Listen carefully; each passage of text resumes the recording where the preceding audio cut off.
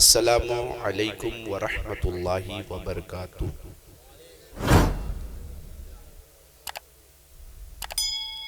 سلام کے معاملے میں ہم لوگ ہمیشہ کوتاہی کر جاتے ہیں۔ آج کی یہ محفل میں اگر یہی ایک بات آپ نے یاد رکھ لی تو میں سمجھتا ہوں کہ یہ محفل کروانا کامیاب ہو گیا، کہ سلام کرنا سنت ہے، جواب دینا واجب ہے۔ جو واجب کو چھوڑ دیتا ہے وہ گناہگار ہوتا ہے۔ ہم لوگوں سے بارہا سلام کیا جاتا ہے، ہم لوگ سلام کے جواب دینے میں بڑی آناکانی کر جاتے ہیں۔ آناکانی کرنے کے بعد ہم گناہگار ہو جاتے ہیں۔ تو پورا مجمع سلام کا جواب دے، السلام علیکم ورحمۃ اللہ وبرکاتہ۔ السلام ورحمۃ اللہ وبرکاتہ۔ الحمدللہ الحمدللہ منشی الخلق من عدمی ثم الصلاة علی المختار فی القدم امن تذکری جیران بذی سلمی مزجتا دمعا جرا من مقلت بدمی هو الحبیب الذی ترجا شفاعته لکل حول من الاحوال مقتحم مولا یصلی وسلم دائما ابدا علی حبیبک خیر الخلق کلہم یا ربی بالمصطفیٰ بلغ مقاصدنا فاغفر لنا ما مضی واسع الکرم اما بعد فاعوذ باللہ من الشیطان الرجیم بسم اللہ الرحمن الرحیم یا ایہا الذین آمنوا قوا انفسکم واہلیکم نارا آمنت باللہ صدق اللہ مولانا العظیم وبلغ رسولہ النبی الامین المتین الکریم ونحن علی ذلک لمن الشاہدین والشاکرین والحمدللہ رب العالمین۔ غوث اعظم بمن بے سر و ساما مدد قبلہ دی مدد کعبہ ایماں مدد بگردہ بلا افتادہ کشتی ضعیفان شکستہ رات پشتی بحق خواجہ عثمان ہارون مدد کن یا معین الدین چشتی قادریم نعرہ یا غوث اعظم می زنم دمز شیخ احمد رضا خان قطب عالم می زنم اے اشرف زمانہ زمانہ مدد نما در حال بستہ حال کلید کرم کشا۔ حضرات گرامی وقار، اللہ تبارک و تعالیٰ کا بے پناہ لاکھ کروڑہ کروڑ احسان ہے کہ آج محب گرامی عزیز القدر خطیب ذیشان عالم معانی و بیان عامل اوراد و وظائف حضرت علامہ مولانا شمشیر اعظم صاحب قبلہ نے اپنے صاحبزادے کے یوم ولادت کے موقع پر اس طرح کی محفل پاک سجا کر صرف اپنے لیے نہیں، یا صرف اپنے فیملی کے لیے نہیں، یا صرف اپنے خاندان کے لیے نہیں، بلکہ ایسی محفل سجا کر اس پورے علاقے کے لوگوں کو اپنی آخرت کی زلفوں کو سنوارنے کا موقع عطا فرما دیا ہے۔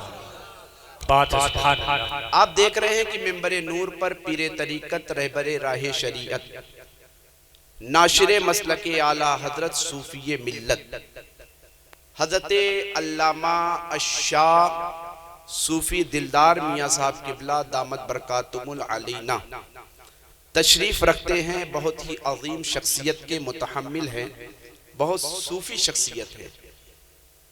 آپ نے مجھ سے پیشتر شاعر اہل سنت بلبل باغ رضا حضرت مولانا اختر فیضی صاحب قبلہ نقیب اعظم ہندوستان مولانا غلام غوث صاحب سے نعت و منقبت کے بہترین اشعار سماعت کر لیے۔ اب میں تھوڑی دیر کے لیے آپ حضرات کی خدمت میں حاضر ہوا ہوں، اتنی ہی دیر میں گفتگو کروں گا جتنی دیر آپ سننے کے متلاشی ہوں گے، ورنہ اس سے زائد گفتگو نہیں ہوگی۔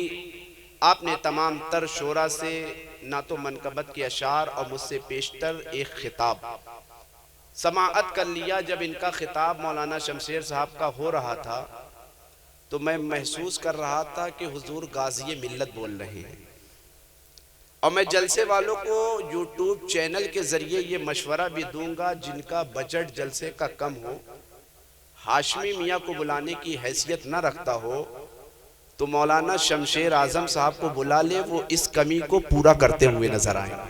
سبحان اللہ سبحان اللہ۔ حضرات گرامی وقار، میں نے جس آیت کریمہ کی تلاوت کا شرف حاصل کیا ہے، آئیے میں چاہتا ہوں کچھ عرض و معروض سے قبل ایک مرتبہ ہم اور آپ گنبد خضرا کی جانب لو لگا کر گنبد خضرا میں آرام فرمانے والے، لمبے لمبے ہاتھوں سے بھیک دینے والے، شفاعت کبریٰ کا مزدع جاں فضاں سنانے والے، اندھیری قبر میں کام آنے والے، میدان محشر میں جب باپ بیٹے سے، ماں بیٹی سے، شوہر بیوی سے، تمام اعزاء احباء اقرباء ایک دوسرے کو پہچاننے کے باوجود پہچاننے سے انکار کر دیں، اس پریشانی کے عالم میں ہم سب گناہگار امت کو پہچاننے والے حضور رحمت عالم، نور مجسم، شاہ بنی آدم، رسول محتشم صلی اللہ تعالیٰ علیہ وسلم کی مقدس بارگاہ میں درود شریف کی ڈالی عشق و محبت کی تھالی میں سجا کر بیک زبان نذرانہ درود پاک پڑھے۔ اللہم صلی علی محمد صلی اللہ علیہ وسلم سیدنا و مولانا محمد طب القلوب و دوائها و عافیت الابدان و شفائها و نور الابصار و ضیائها وعلى آلہ و اصحابہ و بارک وسلم صلاة و سلاما علیکہ یا رسول اللہ صلی اللہ تعالیٰ علیہ وسلم۔ یہ کنتت کی سرزمین ہے، یہ سرزمین کسی نہ کسی اعتبار سے نہیں، ایک اعتبار سے بڑی فضیلتوں کی متحمل ہے کہ یہاں آرام فرما عطائے رسول، ہند الولی، خواجہ خواجگاں، فخر ہندوستان، معین بے کساں، حضور سیدی سندی آقائی مولائی سیدنا سرکار خواجہ معین الدین حسن چشتی سنجری علیہ رحمت و رضوان کے حقیقی بھانجے، حضور سیدی سندی آقائی مولائی سیدنا سرکار خواجہ اسماعیل چشتی علیہ رحمت و رضوان کی ذات بابرکت یہاں آرام فرما ہے۔ اسی روضے کو آپ اپنی نگاہ میں رکھیں، حضرت سیدنا سرکار خواجہ اسماعیل چشتی رحمت اللہ تعالیٰ علیہ کے آستانے کو اپنی نگاہوں کے تصور میں بسائیں اور یہ 4 مصرے سماعت فرمائیں۔ حضرت خصوصی آپ کی توجہ، حضور آپ کی خاص توجہ، کہ شاعر کہتا ہے کہ سمجھ میں ہی نہیں آتا کہ وہ کیا کیا بناتا ہے۔ بولو یار، ابھی بھی اتنی رات نہیں ہو گئی کہ آپ اتنے خاموش ہو گئے، ابھی رات بہت زیادہ بڑی توڑی ہوئی ہے، ابھی بہت بڑی رات ہے۔ آپ جو بھی بات سنیں غور و فکر کے ساتھ سنیں، انشاءاللہ بڑا ہی لطف آئے گا۔ میں نے آپ سے کہا کہ اتنی ہی دیر تقریر ہوگی جتنی دیر آپ سنیں گے۔ اس آستانے کو اپنی نگاہوں میں رکھیں اور شعر سماعت کریں کہ سمجھ میں ہی نہیں آتا کہ وہ کیا کیا بناتا ہے۔ ہم مسلمانوں کا المیہ بھی یہی ہے یار، کہ ہمیں جہاں بولنا چاہیے ہماری زبان وہاں خاموش ہو جاتی ہے۔ یہی الیکشن کا پیریڈ ہے، پنچایتی چناؤ، کہیں پردھانی چناؤ، کہیں پنچایتی چناؤ، کہیں ضلع پنچایت کا چناؤ ہو رہا ہے۔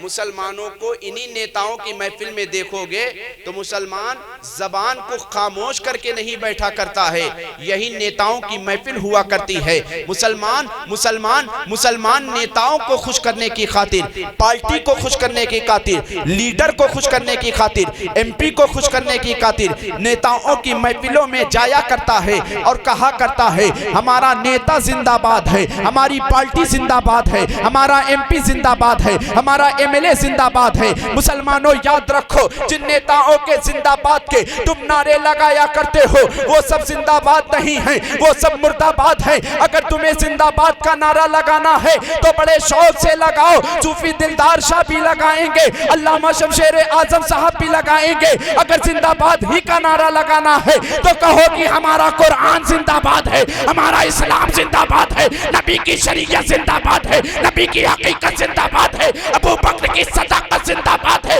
عمر کی عدالت زندہ باد ہے, عثمان کی سخاوت زندہ باد ہے, علی کی شجاعت زندہ باد ہے, فاطمہ کی طہارت زندہ باد ہے, حسین کی شہادت.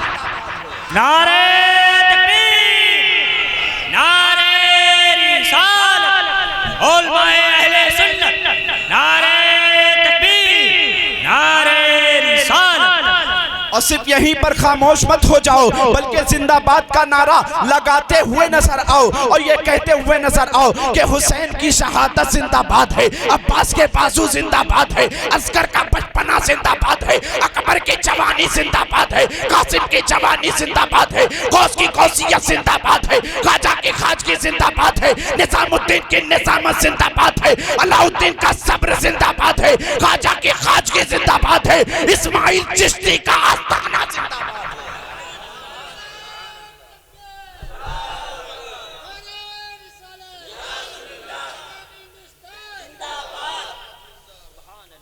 یہی زندہ باد کے نعرے لگاؤ. شاعر کہتا ہے سمجھ میں ہی نہیں آتا کہ وہ, بولو یار, سمجھ میں ہی نہیں آتا کہ وہ کیا کیا بناتا ہے, دیوانہ ریت پر فردوس کا نقشہ بناتا ہے.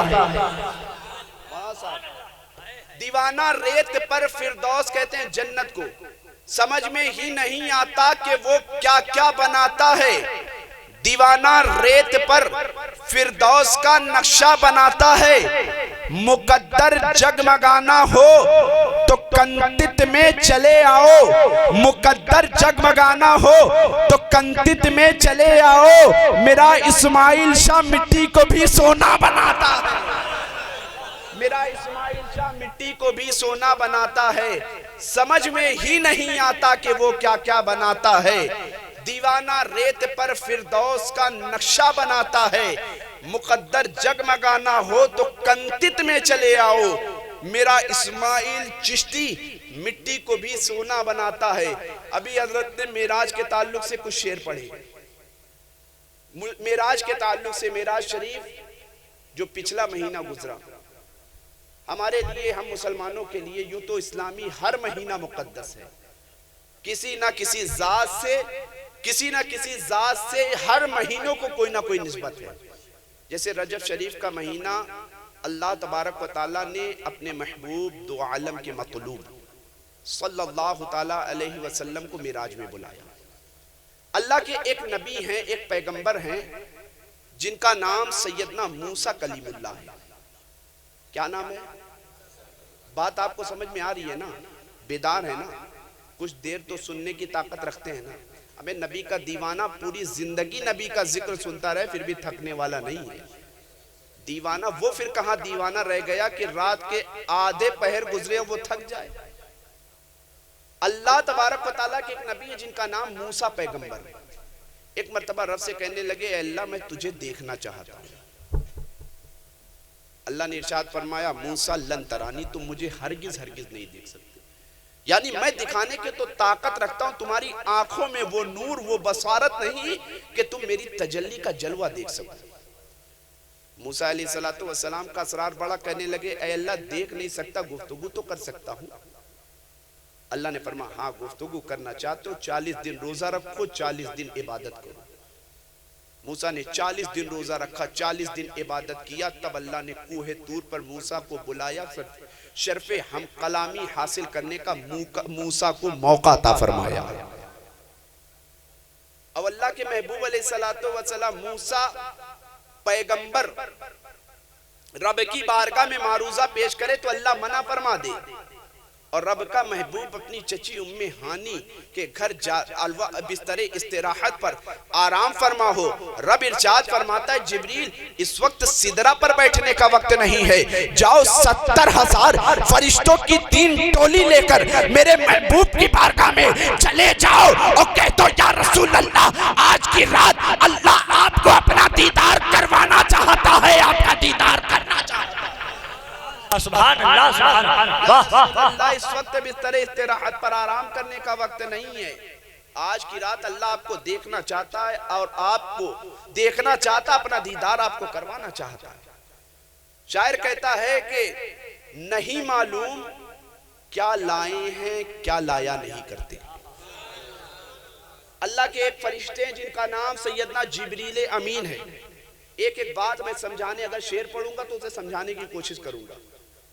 اللہ کے ایک فرشتے ہیں جن کا نام سیدنا جبریل امی ہے، وہ ان کا کام یہ ہوتا تھا کہ اللہ کا کوئی بھی پیغام نبیوں تک اگر پہنچانا ہوتا تھا تو جبریل لے کر حاضر ہوتے تھے۔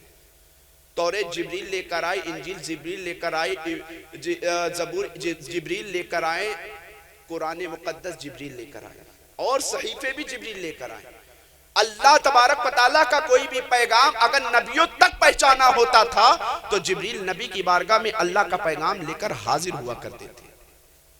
شاعر کہتا ہے نہیں معلوم کیا لائے ہیں کیا لایا نہیں کرتے، نہیں معلوم کیا لائے ہیں کیا لایا نہیں کرتے، مگر جبریل بھی خالی کبھی آیا نہیں کرتے، مگر جبریل بھی خالی کبھی آیا نہیں کرتے۔ اب اس واقعے کو یاد کرو کہ موسیٰ نے کہا اللہ تجھے دیکھنا چاہتا ہوں، اللہ نے منع فرما دیا، مگر اپنے محبوب کو بن بلائے اللہ اپنی بارگاہ میں بلا رہا ہے، جنت کے نظارے دکھا رہا ہے، جہنم کے مناظر کو اللہ کے محبوب ملاحظہ کر رہے ہیں۔ شاعر کہتا نہیں معلوم کیا لائے ہیں کیا لایا نہیں کرتے، مگر جبریل بھی خالی کبھی آیا نہیں کرتے۔ محمد پیار ہے تم سے، محمد پیار ہے تم سے، بلایا اس لیے تم کو، محمد پیار ہے تم سے، بلایا اس لیے تم کو، وگرنہ ہم نبی کوئی بھی بلوایا نہیں کرتے، کوئی بھی بلوایا نہیں کرتے، وگرنہ ہم نبی کوئی بھی بلوایا نہیں کرتے۔ محمد مصطفیٰ کے باغ کے سب پھول ایسے ہیں، محمد مصطفیٰ کے باغ کے سب پھول ایسے ہیں جو بن پانی کے تر رہتے ہیں مرجھایا نہیں کرتے، جو بن پانی کے تر رہتے ہیں مرجھایا نہیں کرتے۔ نہیں معلوم کیا لائے ہیں کیا لایا نہیں کرتے، مگر جبریل بھی خالی کبھی آیا نہیں کرتے۔ حضرات گرامی وقار، اللہ تبارک و تعالیٰ کا یہ بے پناہ فضل و احسان ہے کہ آج آپ ذکر مصطفیٰ علیہ التحیت و ثنا کی پاکیزہ بابرکت محفل میں حاضری کی سعادت حاصل کر رہے ہیں۔ مولانا شمشیر اعظم صاحب نے اپنے صاحبزادے، اپنے شہزادے، اپنے جانشین عزیزم محب گرامی محمد عاقب رضا کے یوم ولادت برتھ ڈے کے موقع پر اس طرح کی پاکیزہ محفل سجائی۔ اللہ کرے کہ ہمارے گھروں میں یہ ماحول کریٹ ہو جائے، یہ ماحول بن جائے کہ ہم ہر خوشی اور غم کے موقع پر مصطفیٰ کی میلاد سجانے والے بن جائیں۔ جب ماں باپ کی تربیت اس طرح ہوتی ہے، ایک ماں اور باپ اگر چاہیں تو اپنے بچے کو جنتی بھی بنا سکتے ہیں، چاہیں تو جہنمی بھی بنا سکتے ہیں۔ آج ماں باپ ہی کی تربیتوں کا یہ نتیجہ ہے کہ انہوں نے اپنے بچوں کی صحیح تربیت کی طرف دھیان نہیں دیا، تو آج ہمارا معاشرہ کن راہوں پر جاتا ہوا نظر آ رہا ہے۔ ایک باپ ایک ماں کا اللہ تبارک و تعالیٰ نے جو رشتہ بنایا بڑا ہی خوبصورت، بڑا محبت بھرا بنایا ہے۔ دنیا میں ہر شخص، یہ فطری انسانی تقاضا ہے کہ انسان ہر شخص سے جدا ہو سکتا ہے، دوست دوست سے جدا ہو جائے گا، بھائی بھائی سے جدا ہو جائے گا، بہن بہن سے جدا ہو جائے گی، مگر ماں باپ ہی کا ایک رشتہ جس میں اللہ تبارک و تعالیٰ نے اتنی محبت رکھی ہے، اتنی شفقت رکھی ہے کہ دنیا کے تمام تر رشتے کبھی جہالت کی بنیاد پر، کبھی کم علمی کی بنیاد پر، کبھی جہالت کی بنیاد پر، کبھی کم علمی کی بنیاد پر، کبھی بری صحبتوں کی بنیاد پر جدا تو ہو سکتے ہیں، مگر ماں باپ کا اپنی اولاد سے رشتہ جس طرح دنیا میں اس کے پیدائش سے لے کر وصال کے وقت تک باقی تھا، اسی طرح باقی ہوتا ہوا نظر آتا ہے۔ ہر رشتہ جدا ہو سکتا ہے، یہ فطری تقاضا ہے کہ سمندر کو پانی کے قطرات سے بڑی محبت ہوتی ہے۔ جو پانی ہوتا ہے، اگر کوئی چاہے پانی کے کچھ قطرات کو لکڑی مار کر دریا میں، آپ کے پیچھے گنگا ندی ہے، گنگا ندی کے پیچھے کوئی چاہے کہ پانی کے قطرات کو لکڑی مار کر، اینٹا مار کر، پتھر مار کر سمندر کی لہروں سے جدا کر دیا جائے تو نہیں کر سکتا ہے۔ کیوں؟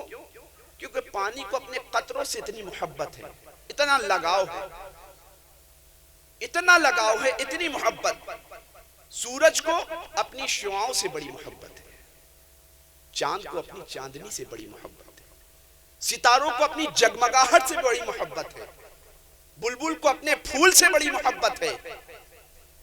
ان تمام چیزوں سے الگ نہیں کیا جا سکتا۔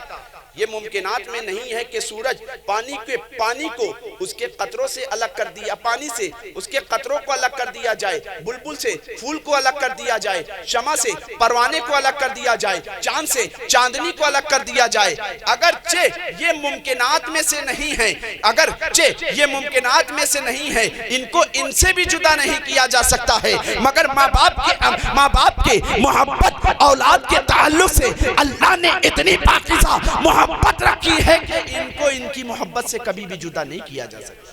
سبحان اللہ، سبحان اللہ۔ ایک ماں باپ اپنے بچوں کی زندگی کو ایک کامیاب زندگی بنا سکتے ہیں، اتنی محبت ماں باپ کو اپنے بچوں سے ہوتی ہے۔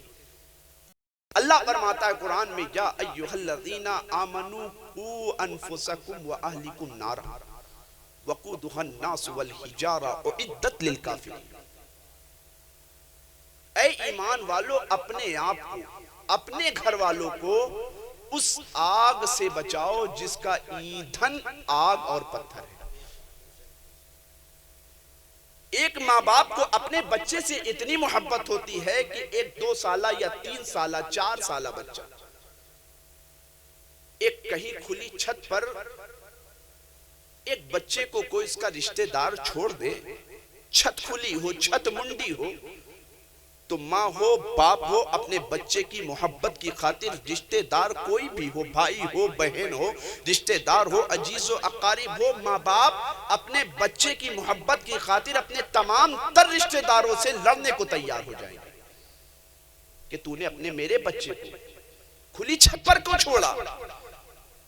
یعنی ماں باپ اپنے بچوں کی محبت کی خاطر ہر صعوبت، ہر پریشانی برداشت کرنے کو تیار ہے۔ اللہ کے نبی صلی اللہ تعالیٰ علیہ وسلم کی حدیث پاک ہے کہ ماں باپ ہی کی درسگاہ بچوں کی پہلی درسگاہ ہوا کرتی ہے۔ ایک ماں کو، ایک باپ کو اپنے بچوں سے اتنی محبت، اس کا اندازہ لگانے کے لیے آئیے میں آپ کو سراج الامہ امام اعظم ابو حنیفہ رحمت اللہ تعالیٰ علیہ کے دور کا ایک واقعہ بتاؤں۔ امام اعظم ابو حنیفہ کا دور پاک ہے، ایک بانج عورت نے ایک عورت کا بچہ چرا لیا۔ اس نے دائی سے سیٹنگ کر لی کہ اگر کوئی بچہ کسی عورت کا ہو تو مجھے دے دینا۔ دائی بھی سیٹنگ کی بنیاد پر تیار ہو گئی، ایک عورت کا بچہ ہوا، دائی سے مل کر بانج عورت نے اس کا بچہ چرا لیا۔ اب جب بچہ چرا لیا تو حقیقی ماں کہنے لگی یہ میرا بچہ ہے، بانج عورت کہنے لگی یہ میرا بچہ ہے۔ بات پہنچتے پہنچتے امام اعظم ابو حنیفہ رحمت اللہ تعالیٰ علیہ کی بارگاہ میں پہنچی۔ امام اعظم کی بارگاہ میں لوگوں نے کہا، دونوں عورتیں کہنے لگی حضور میرے بچے کا فیصلہ فرما دیجئے کہ کون میرا بچہ ہے۔ وہ کہنے لگی یہ کہہ رہے یہ میرا بچہ، میں کہہ رہی ہوں یہ میرا بچہ ہے، اس کا فیصلہ فرما دیجئے۔ امام اعظم ابو حنیفہ نے فرمایا کہ تمہارے پاس اس بچے کے ہونے کی، اپنے بچے ہونے کی کوئی دلیل ہے؟ تو بانج عورت سے پوچھا، کہنے لگی حضور دلیل تو صرف ایک ہی ہے، دائی ہے۔ دائی کو اس نے پیش کیا کیونکہ دائی سے اس نے پہلے سے ہی سیٹنگ کر رکھی تھی، دائی کو پہلے سے ہی اس نے رشوت دے کر تیار کر رکھا تھا۔ امام اعظم ابو حنیفہ کی بارگاہ میں وہ کہنے لگی حضور یہ دائی ہے۔ امام اعظم ابو حنیفہ نے اس حقیقی ماں سے پوچھا تیرے پاس کون سی دلیل ہے؟ وہ کہنے لگے حضور میرے پاس بھی دلیل دائی ہے۔ امام اعظم نے فرمایا کہ تمہاری دونوں کی دلیل مضبوط معلوم نہیں ہو رہی ہے، ایک تلوار منگایا، ایک تلوار منگایا اور کہا کہ بچے کو میری نگاہوں کے سامنے رکھ دو۔ امام اعظم ابو حنیفہ رحمت اللہ تعالیٰ علیہ دونوں عورتوں کے چہرے کو دیکھتے رہے۔ جو بانج عورت تھی جس نے بچہ چرایا تھا اس کے چہرے پر کوئی شکن معلوم نہیں ہو رہا تھا، اور جو حقیقی ماں تھی وہ پریشان تھی۔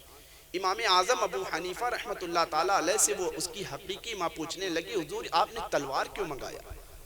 کیا کہ تم لوگوں نے دعویٰ کیا کہ یہ بچہ میرا ہے، یہ بچہ میرا ہے، ایک بچے کو دو ماں کو کیسے دیا جائے؟ دونوں کی دلیل بھی پختہ معلوم نہیں ہو رہی ہے، دونوں اپنے دعوے کے ساتھ دلیل بھی نہیں پیش کر رہی ہو۔ میں اس بچے کو دو ٹکڑے کروں گا، ایک تمہیں دے دوں گا، ایک اسے دے دوں گا۔ جو حقیقی ماں تھی رونے لگی، امام اعظم کا ہاتھ جوڑ کر کہنے لگی کہ حضور اگرچہ آپ اس بچے کے دو ٹکڑے کرنے چاہتے ہیں، حقیقت تو یہ ہے کہ میں کوئی دلیل آپ کے سامنے نہیں پیش کر پا رہی ہوں، مگر حضور آپ یہ بچہ اس پانچ عورت کو دے دیجئے، مگر میرے بچے کے اوپر تلوار نہ چلائیے۔ امام اعظم ابو حنیفہ نے جیسے ہی اس عورت کی بات کو سنا ہے تو مسکرانے لگے۔ وہ عورت کہنے لگی حضور آپ مسکرا کیوں رہے ہیں؟ امام اعظم فرماتے ہیں کہ یہی تو میں دیکھنا چاہ رہا تھا کہ یہ بچہ اس پانچ عورت کا نہیں ہے، یہ بچہ تو تیرا ہے، اس لیے کہ اس کے اوپر جو آفت آنے والی ہے وہ آفت کا کم تیرے چہرے پر نظر آ رہا ہے، جس کے اوپر جو مصیبت آنے والی ہے اس کی آفت و کم کا اثر تیرے اوپر معلوم ہو رہا ہے۔ اس سے معلوم ہوتا ہے یہ بچہ اس کا نہیں بلکہ تیرا ہے۔ اللہ نعرہ تکبیر، نعرہ رسالت، علماء اہل سنت۔ اور کوئی بیٹا، کوئی باپ اور کوئی ماں نہیں چاہتا کہ بچے کے اوپر پریشانی آئے، ماں بھی بے چین باپ بھی بے چین، بچے کے اوپر مصیبت آئے ماں بھی بے چین باپ بھی بے چین۔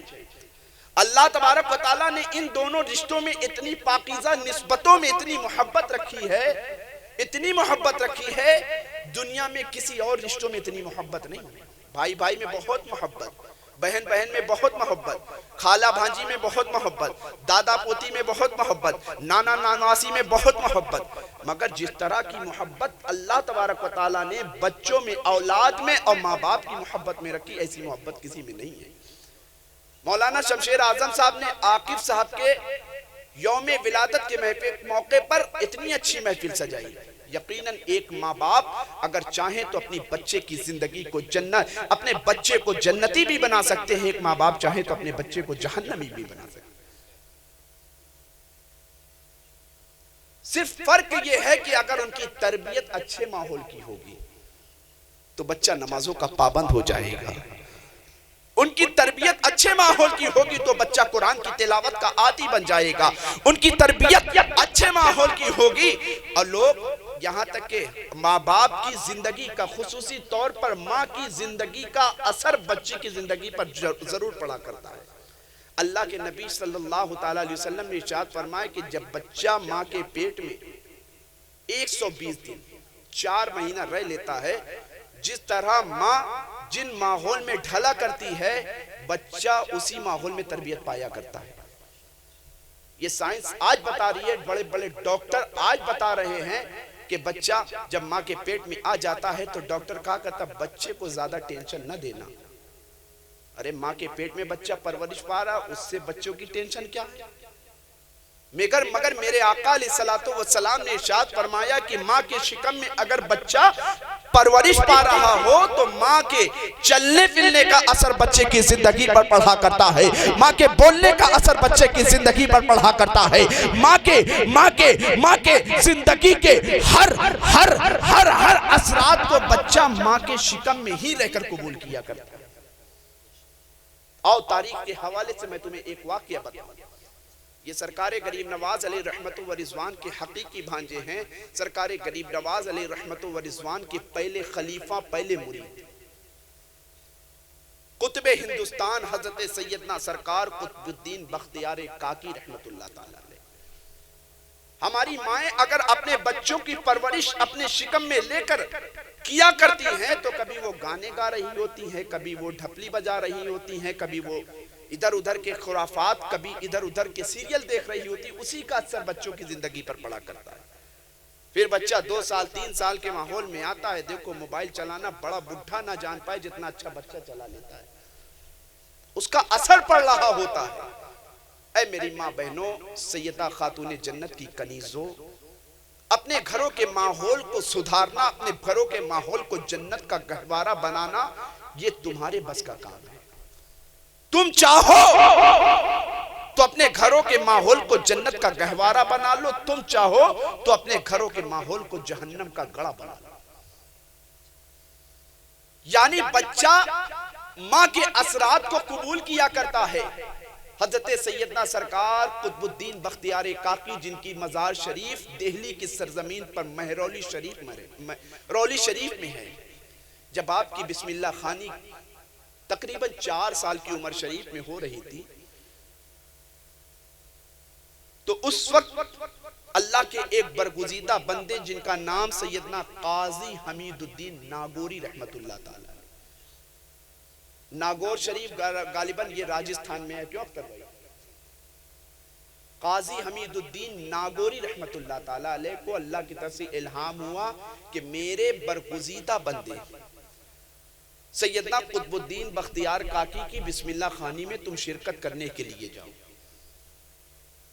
اللہ کی طرف سے الہام ہوا. قاضی حمید الدین ناگوری رحمت اللہ علیہ سرکار قطب الدین بختیار کاکی کی بسم اللہ خوانی میں پہنچے اور کہنے لگے بیٹا پڑھ اعوذ باللہ من الشیطان الرجیم بسم اللہ الرحمن الرحیم الحمدللہ رب العالمین الرحمن الرحیم مالک یوم الدین ایاک نعبد و ایاک نستعین اہدنا الصراط المستقیم صراط الذین انعمت علیہم غیر المغضوب علیہم ولا الضالین.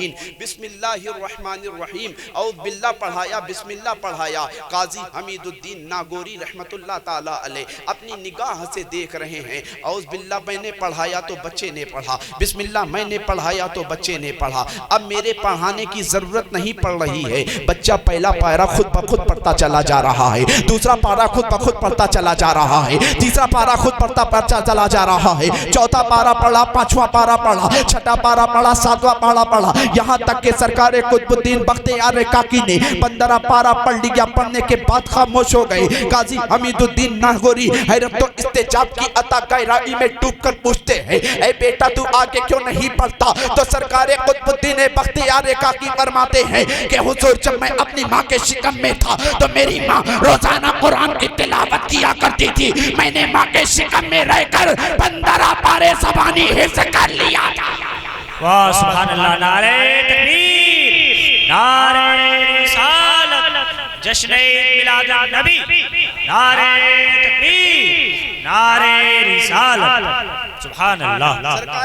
سرکار قطب الدین بختیار کاکی سرکار دہلی قطب ہندوستان سرکار قطب الدین بختیار کاکی فرماتے ہیں کہ حضور جب میں ماں کے شکم میں تھا تو میری ماں گانا نہیں گایا کرتی تھی. میں ماں کے شکم میں تھا تو میری ماں عورتوں کے ساتھ بیٹھ کر چگلی نہیں کیا کرتی جیسا کہ آج کی عورتیں کیا کرتی ہیں. میں ماں کے شکم میں تھا تو میری ماں سیریس کے تمام تر مناظر کو عورتوں کے درمیان نہیں رکھا کرتی تھی. جب میں ماں کے شکم میں تھا ماں کھانا بنا رہی ہوتی تھی، قرآن کی تلاوت کر رہی ہوتی تھی، ماں کھانا بنا رہی ہوتی تھی، نعت مصطفیٰ گنگنا رہی ہوتی تھی، ماں قرآن پڑھ رہی ہوتی تھی، ماں کھانا بنا رہی ہوتی تھی. تو ہر وقت شریعت مصطفیٰ کی باتیں کیا کرتی تھی. میں نے اپنی ماں کے شکم میں رہ کر شریعت کے بہت سارے قوانین کو بھی جان لیا اور 15 پارے ماں کے شکم میں رہ کر قرآن کا حفظ بھی کر لیا.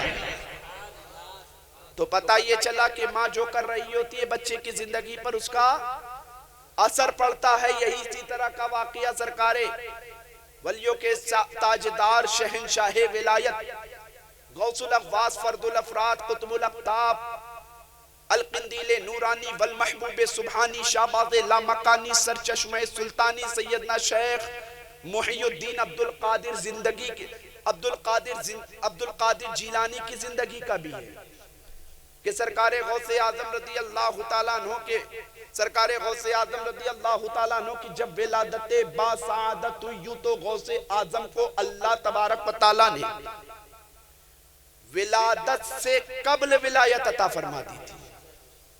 بات پر غور کیجئے گا, ولادت سے قبل ولایت. اللہ نے اپنے محبوب علیہ السلام کو یوں تو بنایا سب سے پہلے.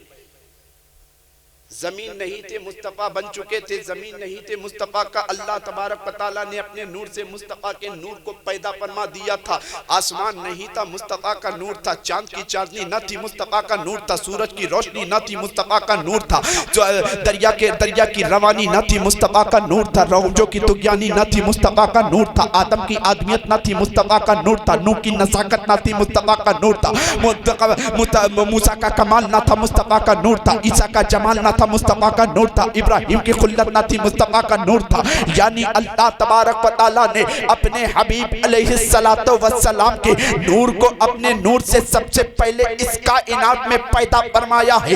مصطفیٰ کے نور کو جب رب نے پیدا فرمایا ہے تو مصطفیٰ کے نور کا صدقہ کائنات میں بانٹا ہے. تو کسی سے زمین کو وجود مل رہا ہے, کسی سے آسمان کو بنایا جا رہا ہے, کسی سے چاند کو چاندنی دی جا رہی ہے, کسی سے سورج کو روشنی دی جا رہی ہے, کسی سے ستاروں کو جگمگاہٹ دی جا رہی ہے, کسی سے آدم کی آدمیت بنائی جا رہی ہے, کسی سے نوح کی نزاکت بنائی جا رہی ہے, کسی سے موسیٰ کا کمال بنایا جا رہا ہے, کسی سے عیسیٰ کا جمال بنایا جا رہا ہے. جبھی تو شاعر کہتا ہے کہ مصطفیٰ کے نور کا صدقہ کائنات میں بٹ رہا ہے, مصطفیٰ کے نور کا صدقہ کائنات میں بٹ رہا ہے.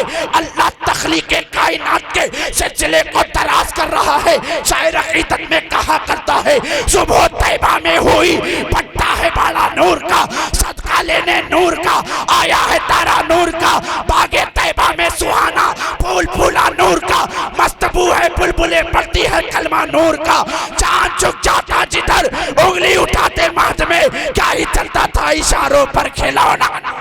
سبحان اللہ. نعرہ تکبیر, نعرہ رسالت, جشن عید میلاد النبی, علماء اہل سنت, نعرہ تکبیر, نعرہ رسالت. سبحان اللہ. اے رضا یہ احمد نوری کا فیض نور ہے, ہو گئی میری کچل.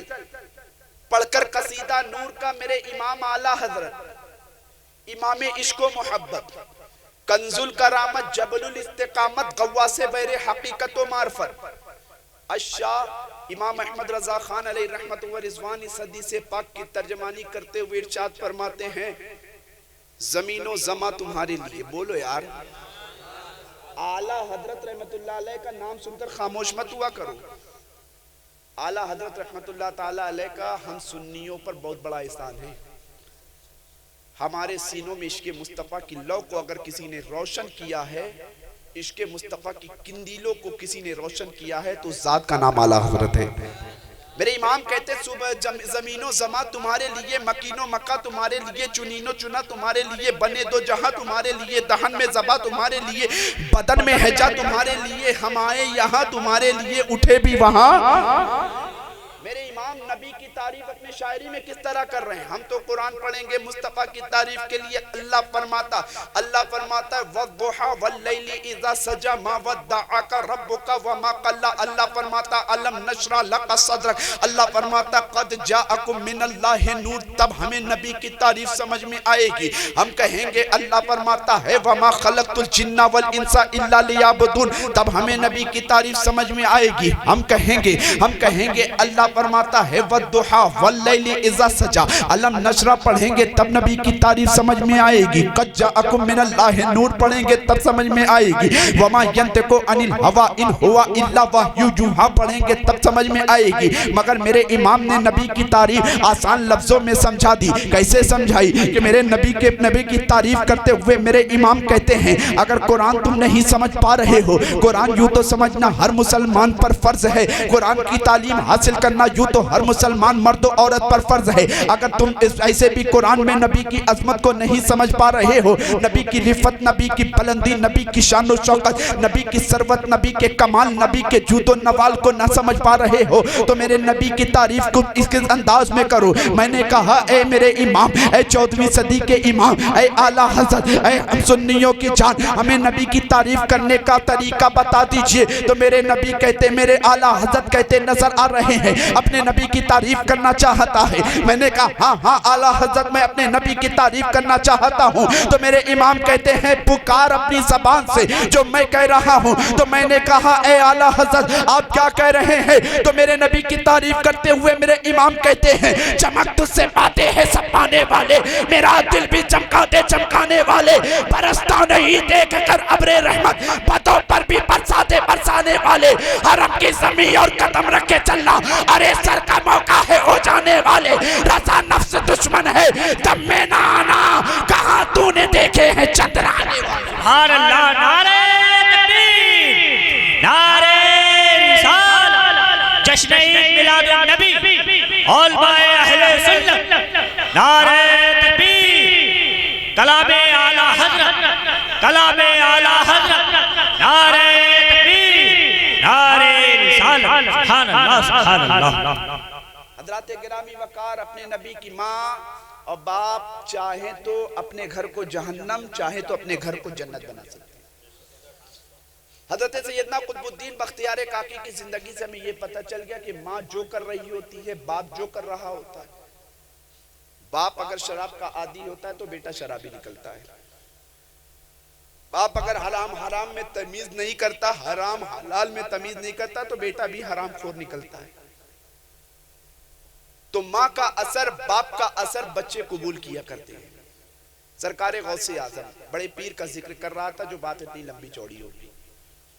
ہمارے ہاں تو ہم سنیوں کا یہ طریقہ یہی ہے کہ کسی بزرگ کی بات نکل جائے تو بات بڑی ہوئی جاتی ہے.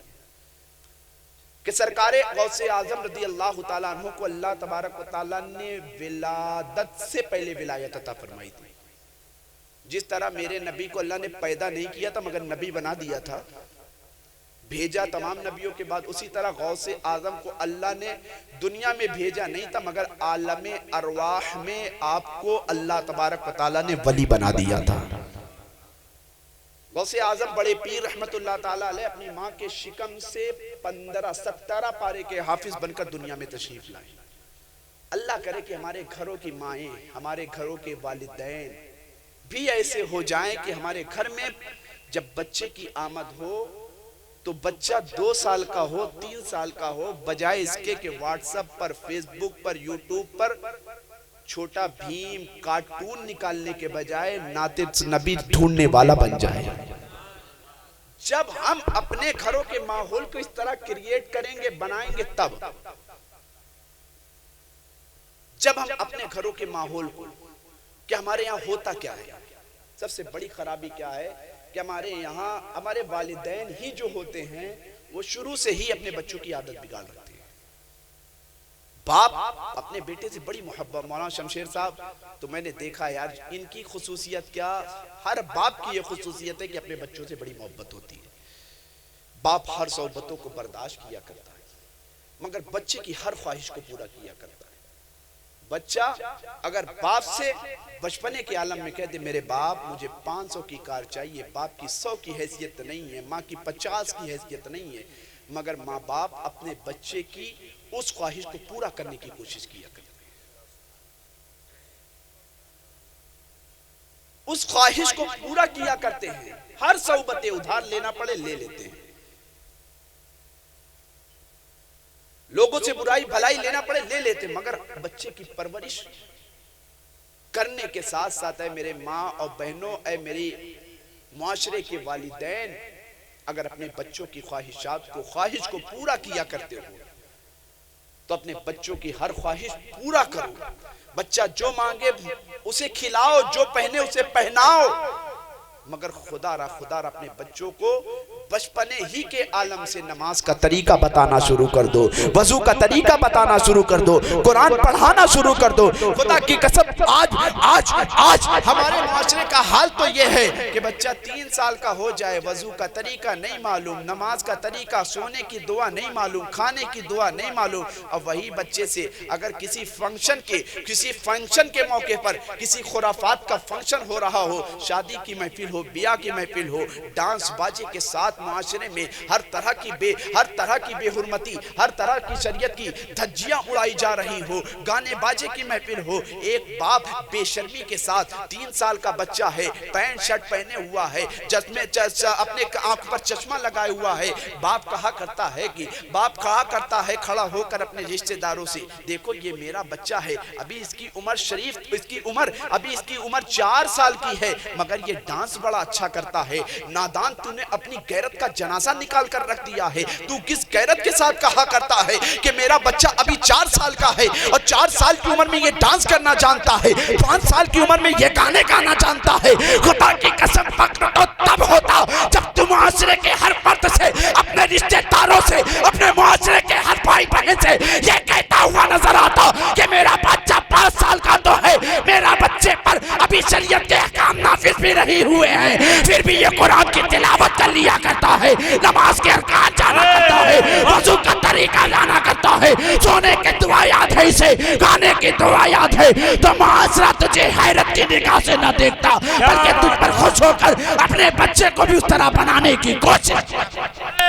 نعرہ تکبیر، نعرہ رسالت، علماء اہل سنت، مسلک اعلیٰ حضرت، مسلک اعلیٰ حضرت، نعرہ تکبیر، نعرہ رسالت، سبحان اللہ، سبحان اللہ، زندہ باد۔ تو یہ نہ کہتا کہ 5 سال کا بچہ ہے، بلکہ تو یہ کہتا تو کھڑا ہونے والا تیرے سامنے جس سے تو بتا رہا ہے، اگرچہ بتا کر اسے ظاہری طور پر تو خوش کر رہا ہے، مگر جس سے تو بتا رہا ہے اس کے لیے دل میں تیرے دل میں جو اس کے لیے عزت تھی، اس عزت کے درجے میں کمی آئی ہے، تو یہ کہتا کہ میرا بچہ ابھی 5 سال کا ہے، میرا بچہ ابھی 6 سال کا ہے، اس پر نماز 10 سال کی عمر میں فرض ہوگی، دین کے احکام کو سیکھنا اس کے لیے 10 سال میں ضروری ہوگا، مگر 5 سال کا ہے، ہم نے اس کی تربیت اتنے اچھے ماحول میں کی ہے، ماں یہ کہتی ہوئی نظر آئے جب یہ میری پیٹ میں، یہ میرے شکم میں یہ پرورش پا رہا تھا، اسی وقت میں نے گانا چھوڑ دیا تھا، گانا چھوڑنے کے ساتھ ساتھ میں نعت نبی ہر وقت گنگنایا کرتی تھی، میں کھانا بنا رہی ہوتی تھی، نعت نبی گنگنا رہی ہوتی تھی، میں برتن مانج رہی ہوتی تھی، مصطفیٰ کی شریعت کی باتیں کر رہی ہوتی تھی، میں آج یہ اسی بچے کی تربیت کا نتیجہ ہے، آج ہماری ہی تربیت کا نتیجہ ہے، بیٹے پر تو دین کے احکام مکلف نہیں ہوئے ہیں، بیٹے پر تو دین کے احکام سیکھنا ابھی ضروری نہیں ہوا ہے، چونکہ میرا بچہ ابھی چھوٹا ہے، ابھی اس پر نماز بھی فرض نہیں ہوئی ہے، نماز فرض نہیں ہوئی تو کیا ہوا، مگر یہ نماز پڑھنا یہ 6 سال کی عمر میں ہی جان چکا ہے، تو یہ کہتا ہوا نظر آتا اگر اس پر دین کے احکام سیکھنا ضروری تو نہیں ہوئے تو کیا ہوا، 8 سال کا میرا بچہ ہے پھر بھی یہ روزے رکھ رہا ہے، 6 سال کا میرا بچہ ہے پھر بھی اسے اتنا میں نے سکھا دیا ہے کہ وضو کس طرح کرنا ہے، غسل کس طرح کرنا ہے، بڑوں سے کس طرح بولنا ہے، چھوٹوں پر شفقت کس طرح کرنا ہے، اگر کسی محفل میں بیٹھ جائے تو سامنے بیٹھ کر لوگوں کے کھانا کس طرح کھانا ہے، پلیٹ کے کس طرف سے کھانا نکالنا شروع کرنا ہے۔ خدا کی قسم ابھی تک میرا بچہ اگرچہ اس کی عمر کم ہے مگر وہ چیزیں میں نے اپنی تربیت کی بنیاد پر سکھا دی ہے، 6 سال ہی کی عمر میں جو اسے 14 سال کی عمر میں سیکھنا چاہیے۔ سبحان اللہ، سبحان اللہ، بہت اچھا۔ آج ہمارے ماں باپ کی ہی تربیت، غلط تربیت کا نتیجہ ہوتا ہے کہ آپ رمضان کا مہینہ دیکھو، رمضان کے مہینے میں ہر مسلمان کو عبادت کا بڑا شوق ہونا بھی چاہیے یار، جیسا جذبہ ہمارا رمضان میں ہوتا ہے ویسا جذبہ ہمارا سالانہ ہونا چاہیے، سالانہ ہونے کے بجائے روزانہ ہونا چاہیے۔ آپ دیکھو مسلمانوں کو جذبہ ہوتا ہے، چاند رمضان کا نظر آیا ہر مسلمان کے سر پر ٹوپی ہے، سر ٹوپی تو ہماری شان ہے، اس شان کو بھی میں نے ختم کر دیا ہے، اس نشانی کو جہاں سے ہماری پہچان ہونی چاہیے، کہ ہر معاملے میں دیکھو آج ہم نے اپنی شناخت ہی کو مٹا کر رکھ دیا. ہماری شناخت پہلے نام سے ہو جاتی تھی, ہماری چلنے پھرنے کے طریقے سے ہو جاتی تھی, ہمارے کیریکٹر سے ہو جاتی تھی, ہمارے بول چال سے ہو جاتی تھی. آج ہم نے سب کا جنازہ نکال کے رکھ دیا.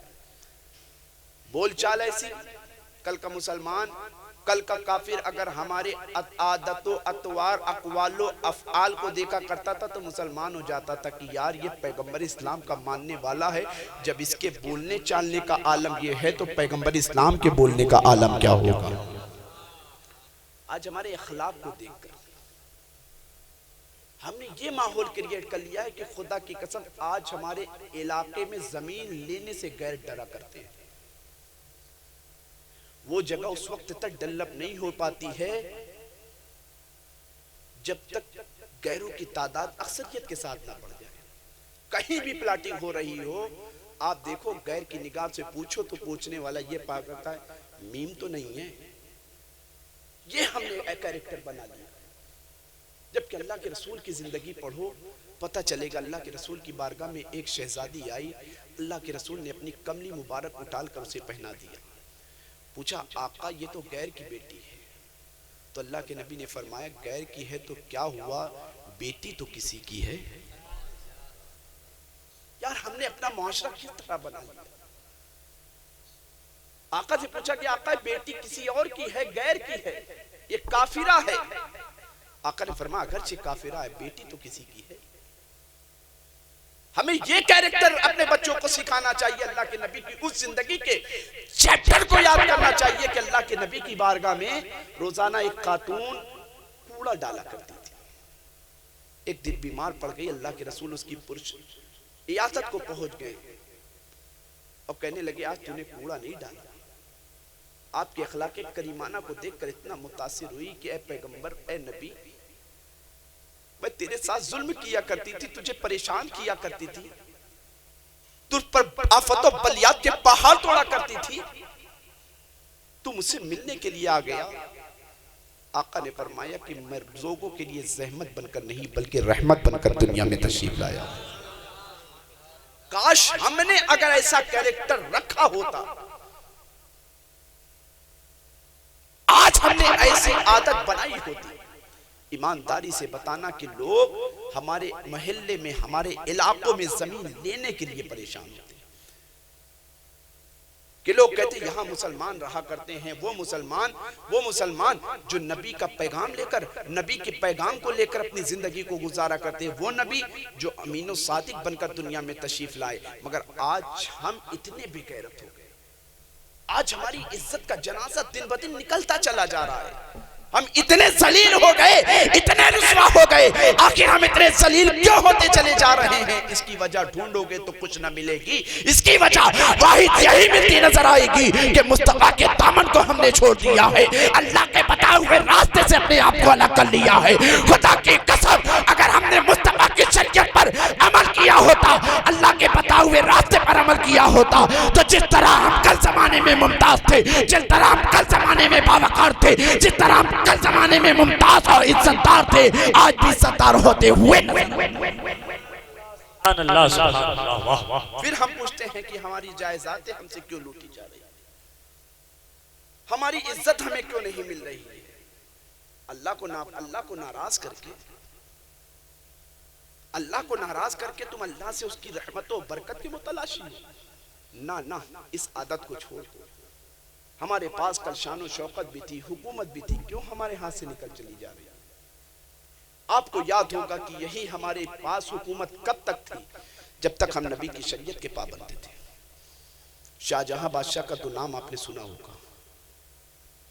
شاہجہاں بادشاہ نے جب دہلی کی جامع مسجد کی بنیاد رکھنے کا ارادہ کیا, اس نے اعلان کر دیا کہ دہلی کی جامع مسجد کی بنیاد وہی شخص رکھے گا جس کی نماز تہجد کبھی قضا نہ ہوئی.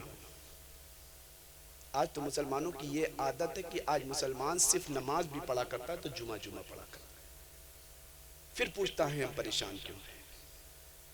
بعض مسلمان تو ایسے ہیں جو صرف نماز عیدین پڑھا کرتے ہیں, پھر پوچھتے ہیں ہم پریشان کیوں ہیں. بعض مسلمان تو ایسے ہیں کہ جو ہر وقت حرام کمائی کمایا کرتے ہیں، جھوٹ بول کر، دگا دے کر، سود کما کر کمایا کرتے ہیں، پھر یہ کہا کرتے ہیں کہ یار بغیر جھوٹ کے تو کاروبار چلنے والا نہیں ہے۔ ارے نادان، تو نے اپنے آپ کو، اپنے ضمیر کو کس طرح بیچ دیا ہے؟ تجھے یاد ہوگا کہ ہندوستان میں جب ایک عرب کے ایک تاجر تجارت کرنے کے لیے عرب کی سرزمین سے کیرلا کی سرزمین پر آئے تھے، ان کے پاس کپڑے تھے، کپڑے کی تجارت کے لیے آئے۔ جب لوگوں سے تجارت کرنا شروع کیا تو کہا کہ بھائی جان، تجارت کرنے سے پہلے میں اپنے کپڑے کا عیب دکھا دے رہا ہوں، میرے کپڑے یہاں سے پھٹے ہیں، یہاں سے پرانے ہیں۔ دیکھنے والے تاجر نے حیرت کی نگاہ سے دیکھا، کہنے لگا نادان، تو مسلمان معلوم ہوتا ہے۔ سبحان اللہ۔ کہا مجھ کو اندازہ کیسے لگایا؟ کہا کہ تیرے تجارت کے طریقے نے بتا دیا کہ تو مسلمان ہے۔ اس تاجر سے کہا گیا کہ لوگ، بھائی یہ تو بتا کہ لوگ تجارت کرتے وقت اپنے مال کے اپنے عیب کو چھپایا کرتے، تو نے عیب کو ظاہر کیوں کیا؟ تو وہ تاجر کہتا ہے جس نبی کا میں امتی ہوں، جس نبی کا میں غلام ہوں، اس نبی کا فرمان ہے کہ تجارت کرنے سے پہلے اپنے تجارت کرنے سے پہلے جس چیز کی تجارت کی جا رہی ہے اس کے عیب کو لوگوں پر ظاہر کر دو۔ تو وہ کافر دیکھتا ہوا حیرت و استعجاب کی عطا گہرائی میں ڈوب کر کہتا ہے بھائی جان، تجارت کا سودے کے لیے ہاتھ بات میں بڑھانا، پہلے مسلمان بنا دو، پھر ہماری تمہاری تجارت کا کام شروع ہو جائے۔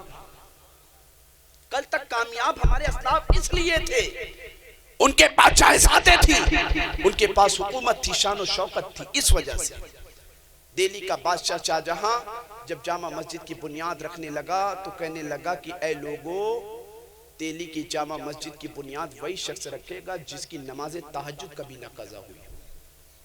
اعلان ہو گیا، لوگ صبح اکٹھا ہو گئے، وقت کے بڑے بڑے مفتی، وقت کے بڑے بڑے صوفی، وقت کے بڑے بڑے کلندر، وقت کے بڑے بڑے سرمایہ دار، وقت کے بڑے بڑے عابد، وقت کے بڑے بڑے زاہد، وقت کے بڑے بڑے قلمکار حاضر ہو گئے۔ کوئی آگے نہیں بڑھ رہا ہے، کوئی آگے نہیں بڑھ رہا ہے۔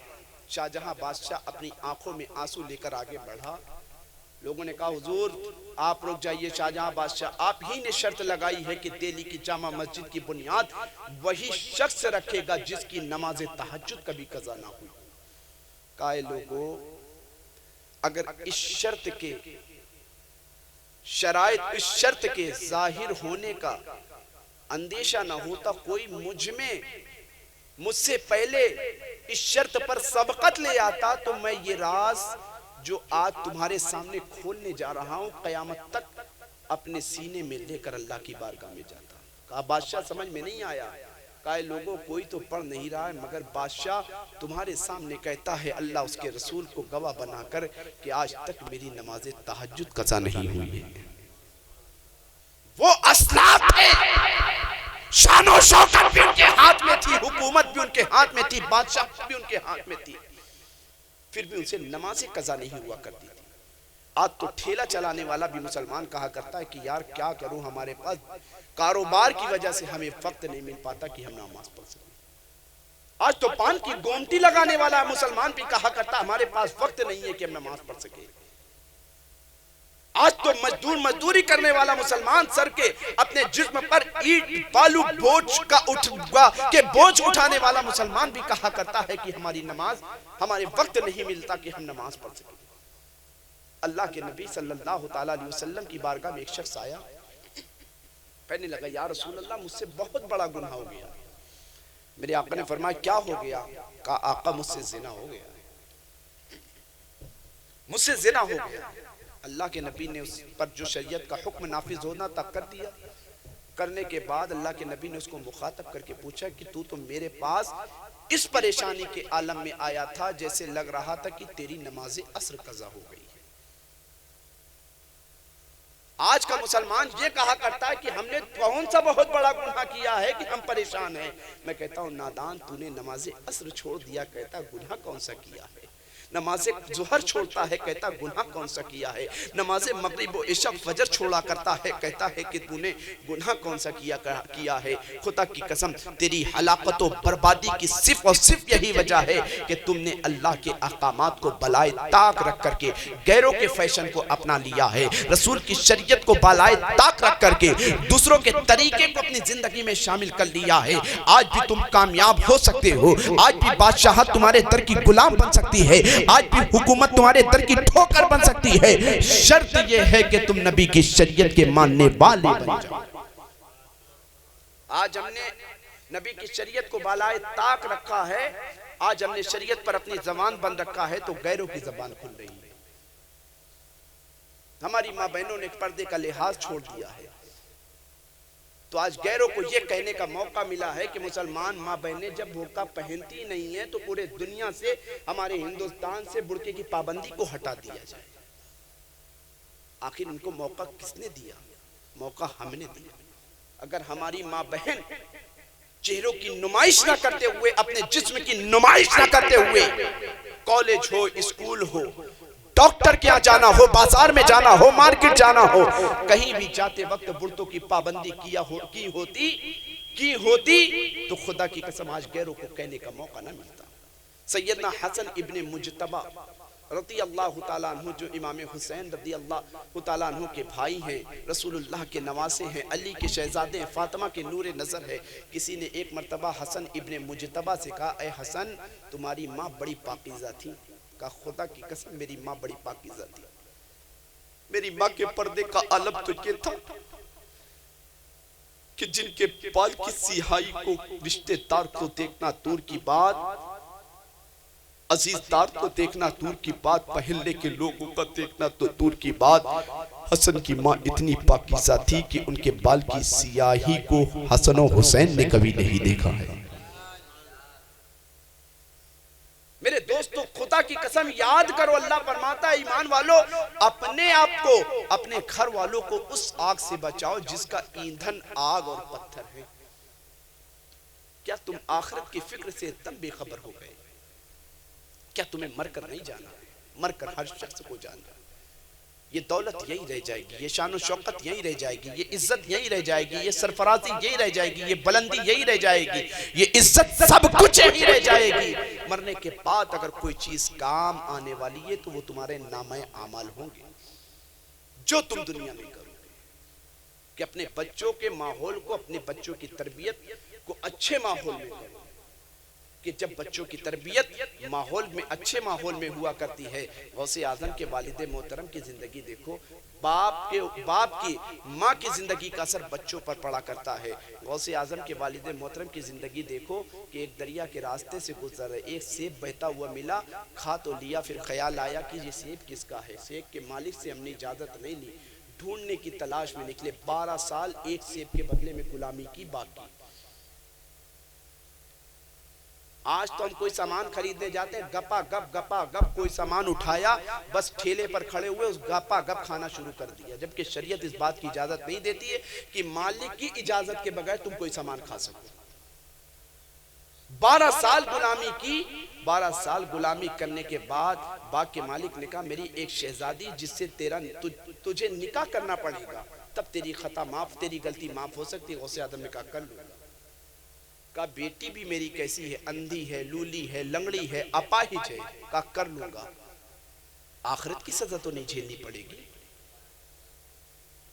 محشر کی سختی سے تو بچ جاؤں گا، پلسرات کے وحشتناک منظر سے تو بچ جاؤں گا، قبر کی آگ سے تو بچ جاؤں گا۔ کہا ہاں ہاں ان تمام چیزوں سے بچ جاؤ گے۔ شادی کی، نکاح ہو گیا، کمرے میں غوث اعظم کے والد گئے، واپس چلے، کہا حضور آپ نے تو کہا تھا بیٹی آنکھوں سے اندھی ہے۔ کہا بیٹا کہا تھا اندھی ہے، اس لیے کہا تھا کہ میری بیٹی نے کبھی اپنی آنکھوں سے کسی غیر محرم کو نہیں دیکھا ہے، میری بیٹی نے کبھی اپنے ہاتھ کو خلاف شرع نہیں اٹھایا ہے، پاؤں کو کبھی شریعت کے خلاف نہیں نکالا ہے. جب باپ کی زندگی اتنی پاکیزہ کہ ایک سیب کے بدلے میں 12 سال باغ کی باغبانی کرنے کو تیار ہو، ماں کی زندگی اتنی پاکیزہ کہ ایک کبھی آنکھوں سے غیر محرم کو نہ دیکھا ہو، ہاتھ کبھی شریعت کے خلاف نہ اٹھے ہو، پاؤں کبھی شریعت کے خلاف نہ اٹھے ہو. جب باپ اور ماں کی زندگی پاکیزہ ہوا کرتی ہے تو زندگی میں جنم لینے والا، گھر میں جنم لینے والا بچہ کبھی غوث اعظم ہوا کرتا ہے، کبھی غریب نواز ہوا کرتا ہے، کبھی امام حسن و حسین ہوا کرتا ہے، کبھی شہنشاہ کندت حضرت سیدنا سرکار اسماعیل سعد چشتی ہوا کرتا ہے. باپ کا کردار اگر پاک اور صاف ہوا کرتا ہے تو بیٹا عبد القادر ہوتا ہے، غوث اعظم بن کر چمکا کرتا ہے. باپ کی زندگی پاک، ماں کی زندگی بہتر ہوا کرتی ہے. بیٹا معین الدین ہوتا ہے، ہند کا سلطان بن کر چمکا کرتا ہے. باپ کی زندگی پاک و صاف ہوتی ہے. بیٹا احمد رضا ہوتا ہے، اعلیٰ حضرت بن کر چمکا کرتا ہے. باپ کی زندگی پاک و صاف ہوتی ہے. بیٹا قطب الدین ہوتا ہے، دہلی کا سلطان بن کر چمکا کرتا ہے. باپ کی زندگی پاک و صاف ہوتی ہے. بیٹا نظام الدین ہوتا ہے، سلطان دہلی بن کر چمکا کرتا ہے. باپ کی زندگی پاک و صاف ہوتی ہے.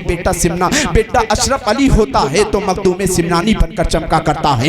باپ کی زندگی پاک و صاف ہوا کرتی ہے. بیٹا مصطفیٰ رضا ہوتا ہے تو مفتی اعظم بن کر کے چمکا کرتا ہے. باپ کی زندگی پاک و صاف ہوتی ہے. بیٹا اختر رضا ہوتا ہے تو تاج الشریعہ بن کر کے چمکا کرتا ہے. باپ کی زندگی پاک و صاف ہوتی ہے. بیٹا منور علی ہوتا ہے تو شہنشاہ الہ آباد بن کر کے چمکا کرتا ہے. باپ کی زندگی پاک و صاف ہوتی ہے. بیٹا اسماعیل چشتی ہوتا ہے تو کندت کا سردار بن کر کے. سبحان اللہ. نعرہ تکبیر، نعرہ رسالت، مسلک اعلیٰ حضرت، فیضان اعلیٰ حضرت، نعرہ تکبیر، نعرہ رسالت. سبحان اللہ. حضرات گرامی وقار، 10 منٹ کا اور وقت دیں گے. میں سمجھ رہا ہوں کہ یہ لوگ ابھی 1 گھنٹہ سننے کو تیار ہیں. مجھے اس بات کا بھی احساس ہے کہ سب لوگ بیٹھے ہوئے، لنگر کا بھی شاید انتظام ہے، سب کھانے کے بھی لیے انتظار میں بیٹھے ہوئے. مگر امام حسین کی قربانی کو یاد کر کے ہم بیٹھیں گے کہ میرے امام 3 دن بھوکے پیاسے رہے، انہی کا ذکر سن رہے ہیں. 10 منٹ سن لیں گے نا. ایک شعر سنائیں ماؤ صاحب، آپ کی خاص توجہ. شاعر کہتا ہے: ہر نظر کاپ اٹھے گی محشر کے دن. بولو یار، اس پہ تو آپ کو نذرانہ دینا چاہیے. سبحان اللہ. ہر نظر کاپ اٹھے گی محشر کے دن، خوف سے ہر کلیجہ دہل جائے گا. میں نے تو مذاق کیا تھا، خیر آپ نے مذاق میں آپ کا اتنا بڑا جذبہ، اللہ سلامت رکھے. ان کی محبت بڑے اچھے آدمی ہیں، بہت عظیم شخصیت ہے. خدا کی قسم یہ ہمارا ان کا مذاق کا ماحول ہے تو بات الگ ہے. بڑے اچھے عامل ہیں. میں نے بہت سارے کام اپنی نگاہوں کے سامنے دیکھے ہیں کہ پریشان حال آدمی آتا، الحمدللہ دم میں اس کی مشکل کو اللہ کی بارگاہ میں دعا کر کے اتنا آسان کر دیا کرتے ہیں جس کا کوئی اندازہ نہیں لگا سکتا. ہر نظر کاپ اٹھے گی محشر کے دن، خوف سے ہر کلیجہ دہل جائے گا. ہر نظر کاپ اٹھے گی محشر کے دن، خوف سے ہر کلیجہ دہل جائے گا. اوڑھ کر نوری چادر وہ آ جائیں گے، سارے محشر کا نقشہ بدل جائے گا. اوڑھ کر نوری چادر وہ آ جائیں گے، سارے محشر کا نقشہ بدل جائے گا. اب یہ کام تو مجھے پہلے ہی کر لینا چاہیے. ہر نظر کاپ اٹھے گی محشر کے دن، اور ساری دنیا کو نیند آ گئی، ان کا دیوانہ بیدار. بولو. آپ کم ہیں مگر آپ میں دم ہے. سمجھ رہے ہیں؟ اور حسینی ہمیشہ کم ہی رہے ہیں، اسلام کے ماننے والے ہمیشہ کم رہے ہیں۔ بدر میں 1000 تھے، لاکھوں کی تعداد پہ بھاری تھے۔ کربلا میں 72 تھے، 22,000 پر بھاری تھے۔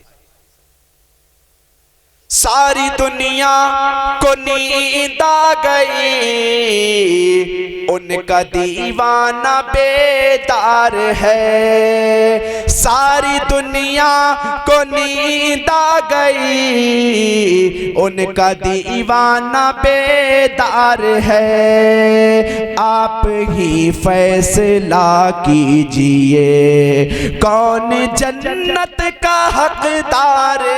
واہ واہ واہ، سبحان اللہ سبحان اللہ، کیا بات ہے، کیجئے۔ مولانا شمشیر صاحب کی محبت تھی، ان کے کہنے پر میں حاضر ہو گیا۔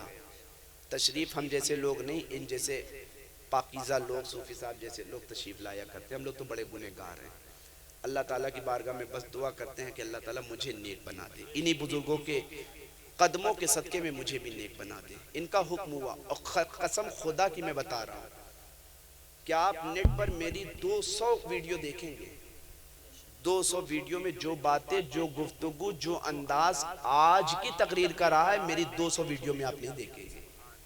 جو گفتگو میں نے آپ کے سامنے کی ہے، اللہ کا فضل ہے کہ اللہ تبارک و تعالیٰ ان کے ہاں فاتحہ کا سامان لے آنا ہے تو لے آئیے، آپ کتنی رہے گی ہم ختم کر دیں گے، منگا لیجیے۔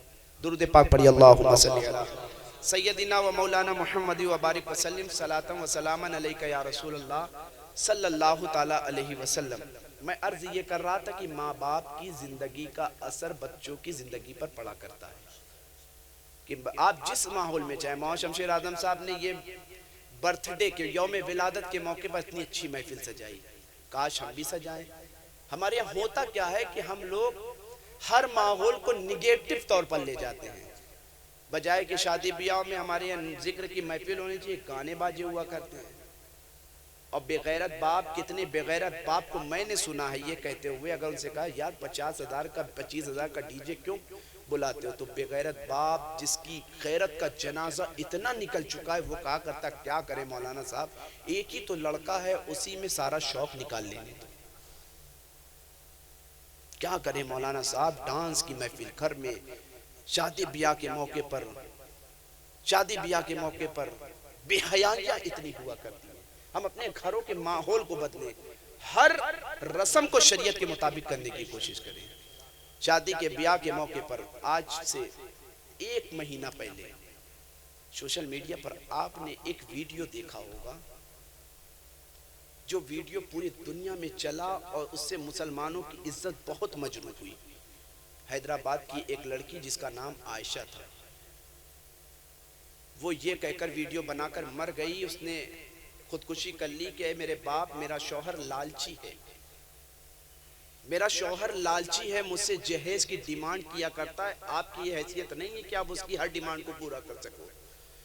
آپ سے جو ہو سکا تھا، یار ایک بات بیٹھ کر غور سے سوچنا کہ ایک باپ کے لیے اس سے بڑی قربانی کیا ہو سکتی کہ 20 سال 25 سال جس خونے جگر سے اپنے بچی کی پرورش اس نے کی، اس نے لمحے بھر میں اس اپنے جگر کے ٹکڑے کو پوری زندگی کے لیے تمہارے سپرد کر دیا۔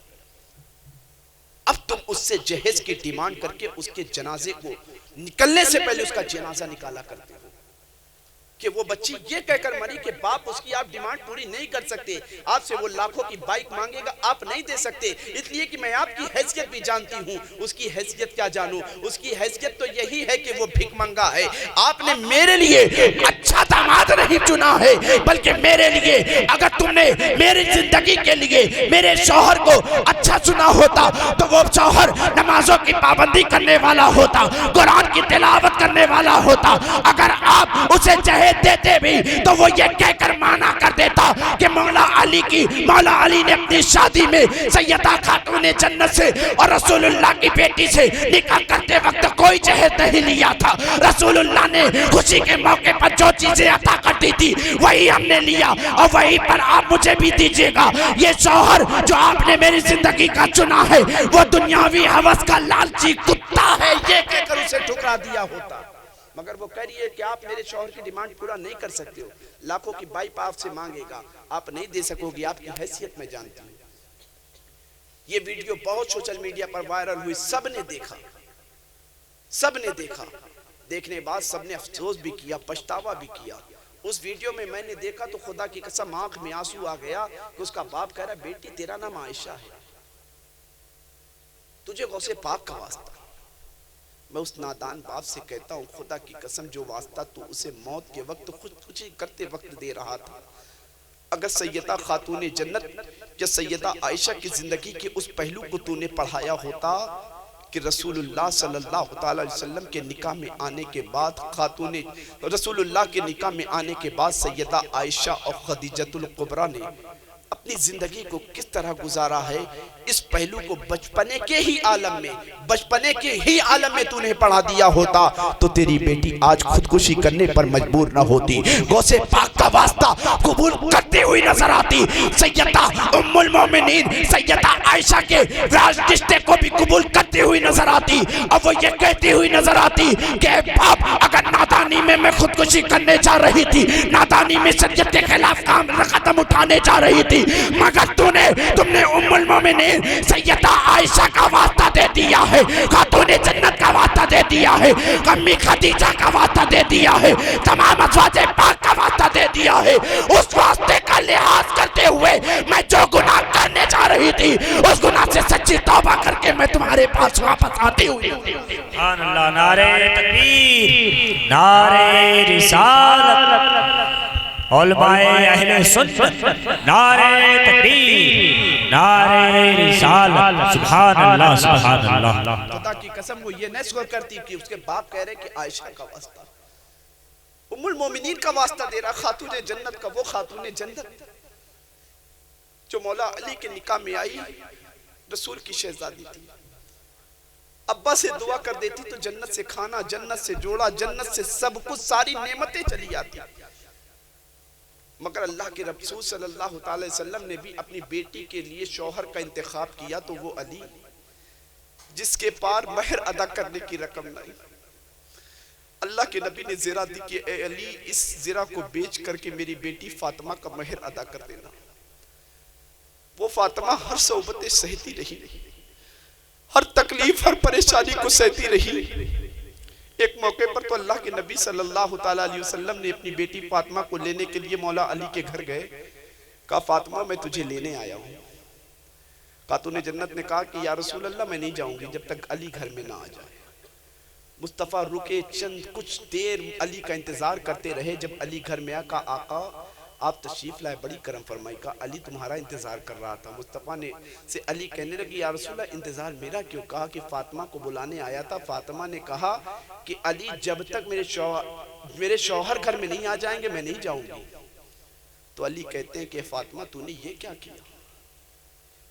میری خاطر تو نے رسول اللہ صلی اللہ علیہ وسلم کو انتظار کروایا۔ علی غضبناک ہونے لگے تو خاتون جنت کہتی ہے اے میرے شوہر نامدار، یہ تربیت بھی مجھے رسول اللہ نے ہی دی تھی،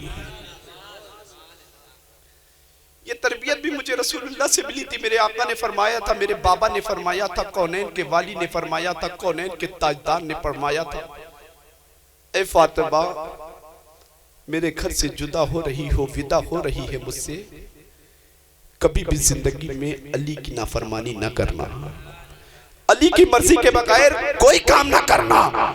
علی قدموں پر گر گئے، آقا علی جیسے غلام کے لیے آپ نے اپنی بیٹی کو اس طرح پرورش کی۔ خدا کی قسم اگر یاد رکھو، اگر ہمارے گھروں میں شوہر کی ہماری ماں بہنیں ہماری بیٹیاں اس طرح فرما بردار ہو جائے تو کیا گھر کا ماحول کبھی بگڑ سکتا ہے؟ آج تو ماحول یہ ہے کہ گھر میں بچی اگر اجازت گھر سے آ جائے تو بچی اڑ جاتی ہے کہ کچھ بھی ہو باپ کا فون آیا، میرا باپ بڑی شان و شوکت والا، بڑے پیسے والا، ہم تمہارے حکم پر نہیں رکیں گے۔ یہ ماحول ہوتا ہے تو نوبت طلاق تک آ جائے کرتی ہے۔ اللہ کے رسول کی خود زندگی پڑھو کہ اللہ کے رسول نے پورے دنیا کے سب سے وی آئی پی باپ نے پوری دنیا کی سب سے وی آئی پی لڑکی کے لیے اگر شوہر بھی چنا ہے تو ایسا چنا ہے جس کے پاس رقم مہر ادا کرنے کی نہیں ہے، تو اللہ کے نبی نے ایک مرتبہ ابو ہریرہ سے فرمایا تھا، تمام صحابہ سے فرمایا تھا کہ لوگ رشتوں میں کچھ چیزیں دیکھا کرتے، تم بھی کچھ چیزیں دیکھو. لوگ دولت دیکھا کر، تم اسے نہ دیکھو. حسب نسب دیکھا کرتے ہیں. اے ابو ہریرہ، اے میرے صحابیوں، اگر تمہیں رشتہ دیکھنا ہو، بچی کا ہو یا بچہ کا، اگر رشتہ دیکھنا ہو تو یہ دیکھو کہ لڑکی ہو یا لڑکا، داماد ہو یا بہو، اس میں یہ دیکھو کہ دین ہے کہ نہیں. دولت نہ ہو چل جائے گا، شہرت نہ ہو چل جائے گا، عزت نہ ہو چل جائے گا، اگر دین ہوگا تو زندگی شاندار گزرتی ہوئی. یہ جو بیٹی عائشہ نے خودکشی کی، پوری دنیا نے کہا لعنت و ملامت بھیجی. اب وہ اسے تو ہمیشہ ہمیں جہنم میں رہنا، چونکہ خودکشی اس نے کی ہے. اللہ فرماتا لا تقنطوا من رحمت اللہ، میری رحمت سے نا امید مت ہو. اس نے خودکشی کی، خودکشی حرام ہے اور یہ عمل ہمیشہ اسے جہنم میں رکھے. مجھے یہ بات سمجھ میں آئی کہ باپ اس کا یہی کہہ رہا ہے کہ بیٹی تجھے عائشہ کا واسطہ. خدا کی قسم وہی باپ بچپنے میں بٹھا کر کے اپنی بیٹی کو سیدہ عائشہ کی زندگی پڑھایا ہوتا تو ہر پہلو کو یاد رکھتی، اس طرح کا کام نہ کرتی. ہمارے یہاں گھر میں خراب ماحول ہونے کی وجہ ایک یہ بھی ہوتی ہے کہ باپ اور نادان ماں باپ کی شے ہوتی ہے. اگر نادان ماں باپ یہ کہتے وقت بچی کو ودا کرے کہ بیٹی جا رہی ہے، جا، تیرا قدم یہاں سے نکل رہا ہے، اب تیرا جنازہ اگر نکلے تو تیرے سسرال سے نکلے گا.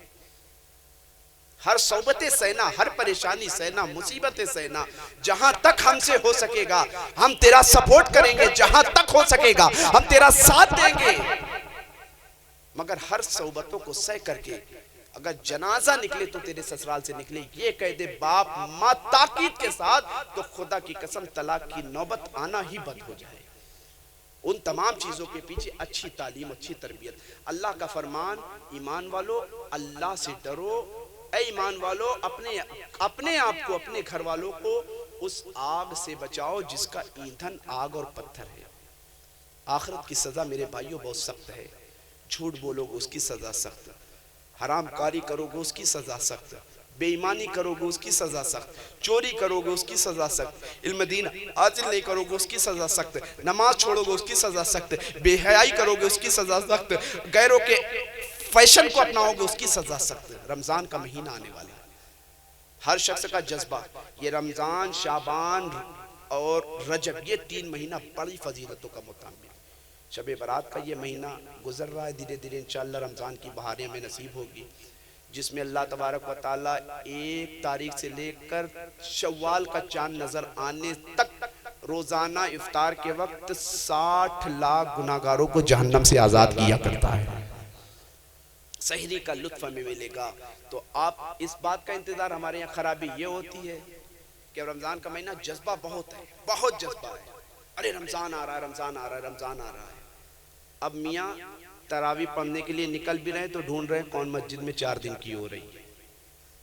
4 دن کا مسلمان کے اندر جذبہ ہے، 5 دن کے 7 دن کے، جب تک تراویح ہے تب تک مسلمان ہے.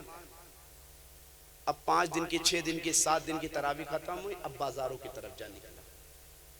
عید کا چاند نظر آیا نہیں کہ جو کچھ تھوڑی بہت عبادت کی تھی اسی بھی مٹیاں میل کر دیا. کہیں گانے میں جا کر، کہیں بازار میں جا کر، کہیں سینما میں جا کر، کہیں تھیٹر میں جا کر. رمضان گزرا نہیں کہ مسلمان کا ٹکٹ بک ہو جاتا ہے. تو میرے دوستو، اپنے بچوں کو، اپنے کو، اپنے گھر والوں کو اس آگ سے بچاؤ جس کا ایندھن آگ اور پتھر ہے. اللہ فرماتا ہے اپنے آپ کو، اپنے گھر والوں کو اس آگ سے بچاؤ، اپنے آپ کو نیک بناؤ، اپنے معاشرے کو نیک بناؤ، اپنے گھر میں ہر خرافاتی مراسم، خرافات کے رسموں کو ختم کرو. شاعر کہتا ہے کہ جا زندگی مدینے سے جھونکے ہوا کے لا، شاید حضور ہم سے خفا ہے منا کے لا. یہ کورونا آیا یار پچھلے سال، یہی مسجدیں تھی، یہی محراب تھا، یہی ممبر تھا جس سے علماء بیان کیا کرتے لوگوں مسجد کے قریب آؤ، نمازوں کے قریب آؤ، تلاوت کے قریب آؤ. اسی مسجد سے اعلان کیا جاتا لوگ عبادت کرنی ہے تو مسجد میں نہ آؤ. یار اللہ کا اس سے بڑا غضب کب آ سکتا ہے؟ اس سے زیادہ اللہ کی ناراضگی کب تم پر ظاہر ہو سکتی ہے؟ کہ جس ممبر سے ہمیں اعلان کرنا چاہیے کہ ہوتا تھا کہ مسجد کے قریب آؤ، عبادت کے، قرآن کی تلاوت کے قریب آؤ، کہا جاتا تھا مسجد نہ آنا عبادت کرنے. 5 ہی لوگ. مطلب ہمارے لیے اللہ تبارک و تعالیٰ نے اپنی عبادت سے ہمیں دور کر دیا. ہم چاہ تو رہے تھے جمعہ میں پڑھنا، مگر پولیس کے ڈر کی وجہ سے، پرشاسن شاسن کے ڈر کی وجہ سے نہیں جا پا رہے تھے۔ یہ کورونا کیوں آیا؟ تمہیں بیدار کرنے کے لیے آیا۔